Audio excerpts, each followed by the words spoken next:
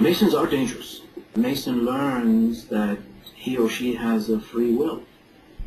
A Mason is very dangerous when it comes to systems of government that try to oppress the free mind of an individual.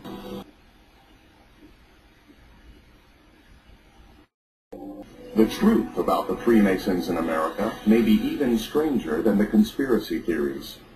The House of the Temple, completed in 1915, stands exactly 13 blocks from the White House.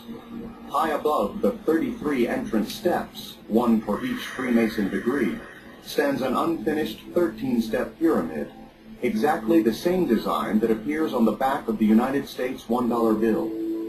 We hold these truths to be sacred and undeniable. The word sacred bothered Franklin. Freemason Ben Franklin suggested an important change to Thomas Jefferson's draft of the Declaration of Independence, by now the Grand Master of the Pennsylvania Freemasons. Franklin found a more acceptable word: self-evident. We hold these truths to be self-evident. On a Bible borrowed from a Masonic lodge held by a fellow Mason.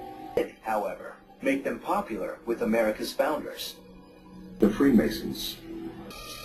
Freemason history and the founding of this country, they will find some of the episodes to be shocking, strange, bizarre. Some being, some presence is overlooking the world. In Mason, Washington, D.C. is ground zero for that conspiracy. the concept is very simple. To defeat ignorance, to Freemason, you need to seek light. You need to become an enlightened citizen.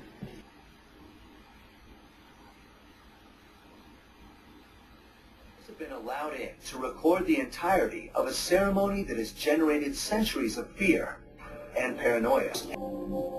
Now, cameras have been allowed in to record the entirety of a ceremony that The entered-apprentice degree equated to birth. So you're a new member. You're born, if you like, as a Freemason. The Fellow of Craft degree, or the second degree, is entirely focused on education, being a good citizen. So what's the third and last part of human beings' existence that is missing here? Well, it's obviously death. You now have a complete cycle, if you like. Birth, life, and death. That's it. No sacrilege, no sacrifices, no Satan.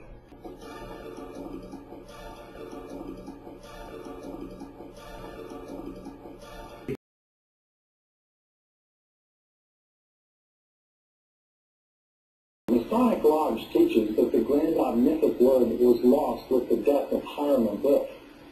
Yet there is nothing in Scripture to indicate that the word Jehovah was lost to its people. King Solomon then establishes a new word, one that no Freemason will ever speak in public. This word is the passkey to the third degree, one of the Mason's most tightly held secrets.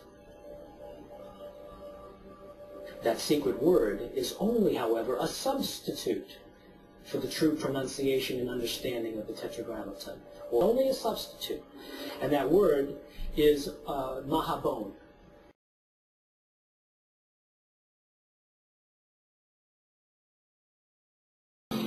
These rituals used by Freemasons are undoubtedly of ancient Jewish origin, very old Jewish origin, going back to the time of Solomon, 3,000 years probably.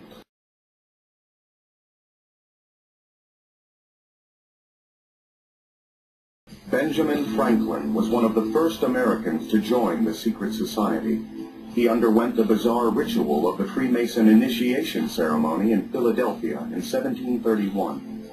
It is about death and resurrection, which is at the heart of the concept of Freemasonry. Each Freemason is physically resurrected from a symbolic death.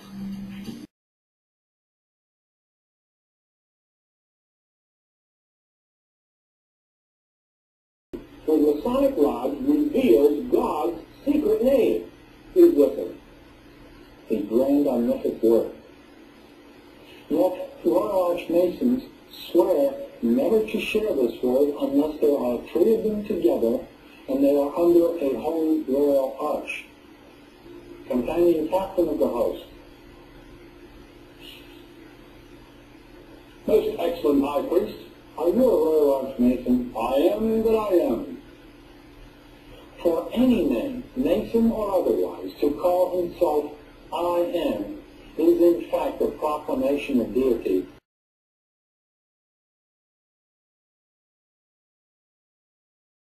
Companion Captain of the Host. Most excellent High Priest, you will cause the companions to form in groups of 3 for the purpose of raising the Royal Arch. Companions, it is the order of the most excellent High Priest that you form in groups of 3 for the purpose of raising a Royal Arch.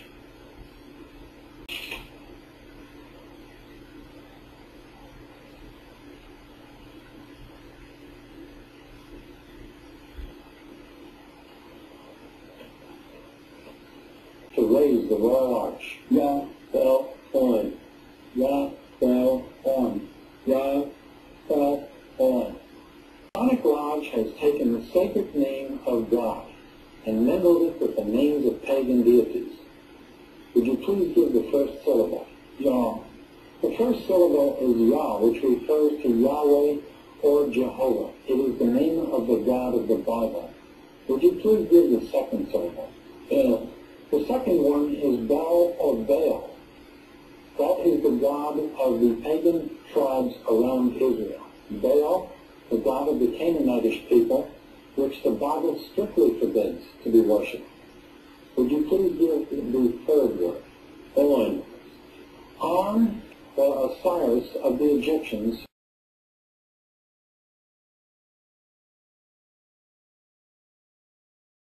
Masonry calls its God by the secret name of Jabulon, a joining together of 2 evil heathen deities with the God of the Bible. To mingle the name of our God with the names of pagan deities is completely forbidden by the Bible. It is a blasphemy, and it must be understood as such.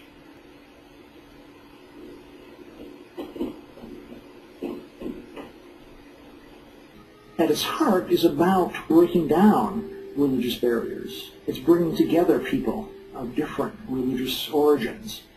The Freemasons' secrecy and acceptance of men of different religious groups made them targets of suspicion. 1776 is the year that the Illuminati of Bavaria was formed. The Illuminati, fascinating, powerful, connotative reference, cultish, secret, symbolic rituals. The Illuminati was a real historical movement, created interestingly in the year 1776, and they did attempt to foment revolutions, and they did spread in secret to some other European countries. It caught like a wildfire because it represented a new way of thinking about the world that was the wave of the future.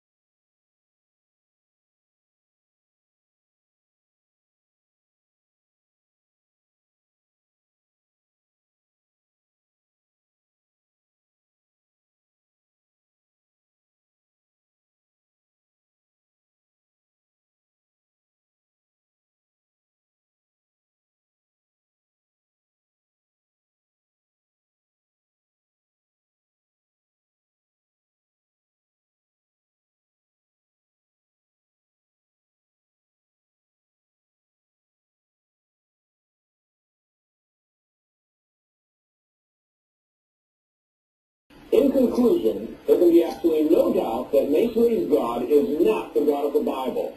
Masonry has clearly rejected the God revealed in the Bible. Now, if you're a Christian Mason, how can you justify remaining in the lodge? Jesus said, no one can serve 2 masters. Either he will hate the one and love the other, or he will be devoted to the one and despise the other.